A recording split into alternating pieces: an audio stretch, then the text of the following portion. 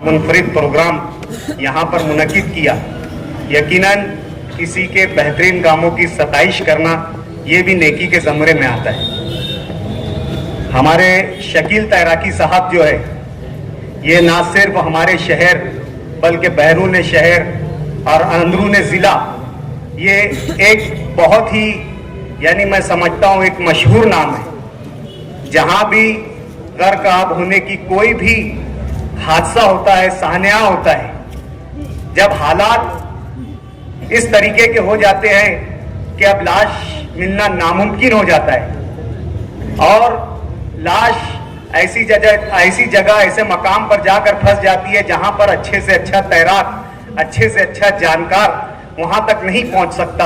उस वक्त जिला भर से बोलो, बैरून शहर से बोलो, हमारे शकील तैराक साहब को याद किया जाता है और शकील तैराक साहब जो है अपनी जान जोखम में डालकर उस लाश को जो है वो बाहर लाते हैं। अभी हमारे एक मुकर्रिर अतर चाचा ने बताया कि एक नहीं, दो नहीं, तीन नहीं, बैक वक्त 26 लाशें एक साथ निकालने का मैं ऐसा समझता हूं कि गिनीज बुक ऑफ वर्ल्ड में ये नाम होगा कि एक तैराक ने इतनी ज्यादा कसीर तादाद में अकेले इतनी लाशों को जो है वो पानी से बाहर निकाला। वाकई ये शख्सियत जो है ये तारीफ के लायक है। ऐसे लोगों का इस्तेकबाल करना चाहिए, ऐसे लोगों का हौसला बढ़ाना चाहिए। मैं उनको बहुत बहुत मुबारकबाद देता हूं हमारी जमात की तरफ से, शहरियान की तरफ से।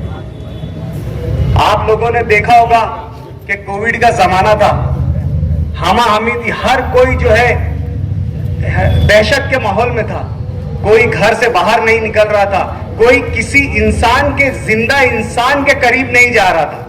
कई लोग तो ऐसे थे जिन्होंने अपने रिश्तेदारों से, अकारिबों से एक फासला यानी जो है वो मुकर्रर कर लिया था। हमारे शहर के एक साबिक कॉरपोरेटर है शिवसेना के नदी के उस पार के सतीश सुराना साहब, उनको जब कोविड पॉजिटिव ट्रेस हुआ तो उनके बेटे ने उनको घर में नहीं रखा, वो अपने एक दूसरे फ्लैट में जाकर रहते थे और बच्चा जो है वो नीचे से खाना, उनका बेटा नीचे खाना रख देता था और फिर वो टिफिन लेकर ऊपर खाते थे। वो गुस्से में आकर वो कोविड सेंटर पर चले गए थे सतीश सुराना साहब। ऐसे हालात थे उस वक्त जब ऐसा यानी रोमर था, लोगों के जहन में एक जो थी गलत फहमी थी कि जो कोरोना वायरस होते हैं वो बॉडी से ताफून की वजह से ज्यादा कोरोना वायरस का फैलाव होता है। लोग अपने अजीज अकारीब की लाशों के करीब जाने से डर रहे थे। ऐसे हालात में एक दर्दमंद दिल रखने वाले हमारे साथी शफीक एंटी करप्शन साहब ने अपनी जान को जोखम में डालकर हमारे जो मरहूमीन थे उनको पूरी शरई हैसियत के साथ उनका गुस्ल देकर, उनकी नमाज जनाजा अदा करके उनका मुकम्मल तदफीन का जो अमल होता था शरई एतबार से वो किया। ये एक बहुत जुर्रतमंदाना और हिम्मत का काम था। हम उनको भी मुबारकबाद पेश करते हैं। हमारे यूसुफ इलियास साहब जो आज यहाँ पर हाजिर नहीं है, लेकिन इस साल भर से हम देख रहे हैं और इससे पहले भी देख रहे हैं, जब भी इस शहर को किसी समाजी, किसी मिली मसाइल पर नुमाइंदगी की जरूरत होती है, वो मुफ्ती मोहम्मद इस्माइल कासमी के साथ, मिली तंजीमों के साथ, शहरियान के साथ शाना बशाना खड़े होते हैं। और साथ ही साथ जब सिनत पर कोई आफत आती है, सिनत पर जब कोई तकलीफ दे मौका आता है, उस वक्त भी यूसुफ इलियास साहब जो है अपनी भरपूर नुमाइंदगी अदा करते हैं। उनका जहां यहाँ पर आज इस्तेकबाल किया जा रहा है, उनका यहाँ पर हौसला बढ़ाया जा रहा है, मैं उन्हें भी मुबारकबाद पेश करता हूं। आज मालेगांव शहर में अपोजिशन लीडर का क्या रोल होता है, अपोजिशन लीडर किसको कहा जाता है, किन मुद्दों पर, किन इश्यूज पर जो बरसरे इक्तेदार ग्रुप को तनकीद करना होता है, उनके गलत कामों को रोकना होता है। उसके लिए आज सही में मैं बोलता हूं हक हकदार रसीद जो है हमारी बहन शान हिंद साहबा है, जो आप लोगों के सामने खुली आंखों से उनके काम दिख रहे हैं। मैं इनको भी मुबारकबाद पेश करता हूं। रही बात हमारे कायद, हमारे मोहतरम, हमारे लीडर, उनकी इज्जत, उनका हौसला, उनका एहतराम तो शहर के 1,17,000 वोटर ही गवाही देते हैं कि हजरत में क्या खूबियां हैं। मेरी जबान उनकी खूबियां बयान नहीं कर सकती। मैं आज मुखालिफिन ये कहते हैं कि मुफ्ती मोहम्मद इस्माइल साहब ने कुछ काम नहीं किया। ये तो इस बॉडी की बात है, लेकिन मैं पिछली बॉडी की बात बताता हूं। जब मुफ्ती मोहम्मद इस्माइल साहब इस शहर के एमएलए मुंतखब हुए थे और मेरा छोटा भाई अब्दुल मालिक जो इस शहर का मेयर था उस वक्त मुफ्ती मोहम्मद इस्माइल साहब ने इस शहर में डीपीआर टर्मिनोलॉजी को अगर किसी ने मुतारिफ कराया, डीपीआर किसको कहते हैं, गवर्नमेंट की कौन सी निधि को कहते हैं, कौन सी फंड को अगर डीपीआर कहते हैं, वो मुफ्ती मोहम्मद इस्माइल साहब है, जिन्होंने इस शहर में 19 करोड़ का पहला डीपीआर लाया था, जिससे शहर की जो हमारी जो है शहर जो दाखिली रास्ते हैं, जैसे पवारवाड़ी का रास्ता, चंदनपुरी का रास्ता, नौरंग कॉलोनी का रास्ता, ऐसे सब रास्तों का जो है उस डीपीआर के जरिए काम किया गया था। मुफ्ती मोहम्मद इस्माइल साहब ने आज आप जो ग्राउंड देख रहे हैं, क्रिकेट का ग्राउंड, यह उस वक्त मुफ्ती मोहम्मद इस्माइल कासमी की नुमाइंदगी की देन है जो आज वो ग्राउंड हमारे सामने है। मुफ्ती मोहम्मद इस्माइल साहब ने 10 मर्तबा प्रांत साहब से, कलेक्टर साहब से, स्पोर्ट्स मिनिस्टर से उस वक्त नुमाइंदगी की थी। यहां पर रिजवान सर मौजूद है, उस मीटिंग में रिजवान सर भी थे।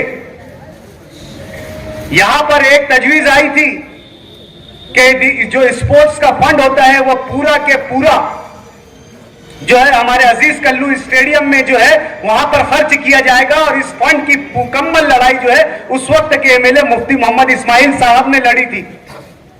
लेकिन कुछ नाअहमकों के एक ठहराव की वजह से, उनकी एक यानी क्या बोलना चाहिए, नासमझी की वजह से वो फंड जो है वो डिवाइड होकर जो है उधर कैंप में भी चला गया था। मैं इस बात का मुखालिफ नहीं हूं कि कैंप में वो फंड क्यों गया था।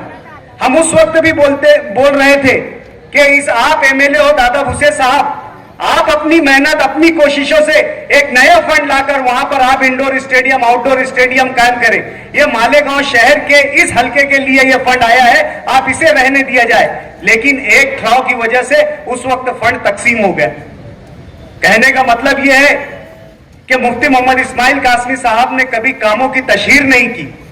आज कोविड का जमाना था, ऐसे हालात थे कि जहां पर वाकई असल ऐसी नुमाइंदगी की जरूरत थी कि मरीजों को जो है कोविड सेंटर में सही इंतजामात मौसूल हो।